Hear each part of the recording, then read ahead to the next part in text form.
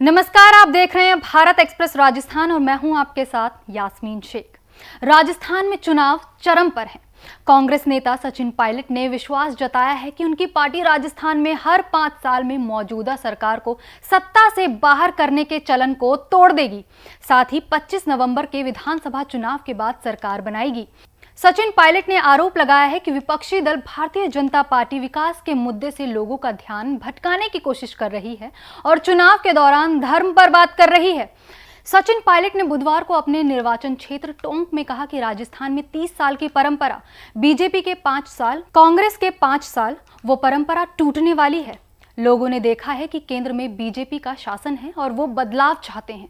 उन्होंने कहा है कि बीजेपी जनता को गुमराह करने की हर कोशिश कर रही है, लेकिन हमारा मुद्दा विकास का है। पार्टी एकजुटता के साथ चुनाव लड़ रही है, इसलिए मैं पूरे विश्वास के साथ कह सकता हूं कि राजस्थान में हमारी सरकार बनेगी। वहीं पूर्व उप मुख्यमंत्री ने आगे कहा कि मध्य प्रदेश और छत्तीसगढ़ में भी कांग्रेस भारी बहुमत के साथ सत्ता में वापसी करेगी।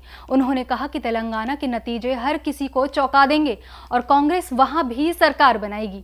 पायलट ने कहा, अगर इन 4-5 राज्यों में हमारी सरकार बनती है तो कांग्रेस और विपक्षी गठबंधन इंडिया मजबूत होगा। ये गठबंधन 2024 में होने वाले लोकसभा चुनाव में जीत हासिल करेगा। इसके बाद उन्होंने टोंक में मीडिया से बातचीत में कहा कि अगर बीजेपी के पास राजस्थान के लोगों के लिए स्वास्थ्य, शिक्षा, रोजगार के क्षेत्र में कोई योजना है तो वो उसका स्वागत करेंगे।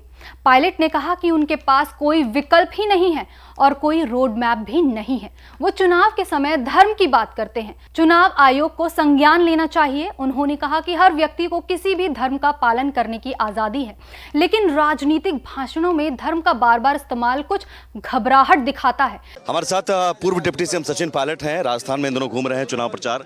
सर, राजस्थान में हवा किस ओर जाती हुई दिख रही है? कांग्रेस के पक्ष में है। भारी बहुमत से हम लोग सरकार बनाएंगे और भाजपा कितना भी दुष्प्रचार करे, लेकिन पब्लिक समझदार है और लगातार लोगों का जो मानस है वो कांग्रेस के प्रति रुझान उनका बढ़ रहा है। कई विधायकों की टिकट कटने से कई जगह नाराजगी भी है, बगावत की भी खबर। बगावत तो भाजपा में है, हमारे बगावत नहीं है।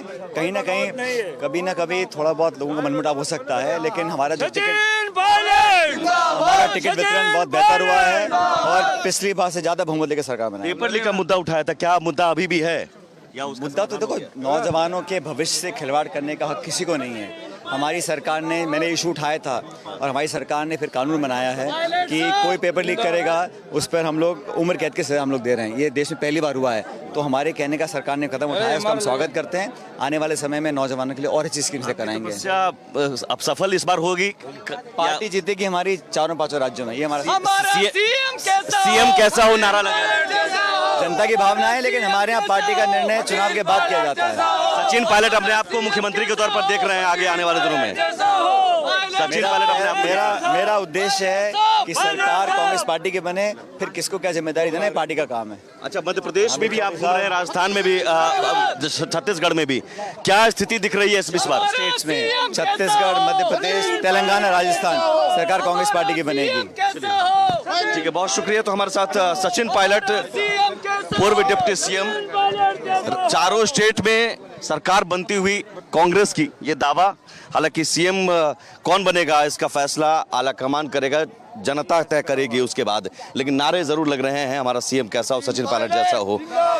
सहयोगी कैमरामैन हुकुम सिंह के साथ सुमित झा, भारत एक्सप्रेस।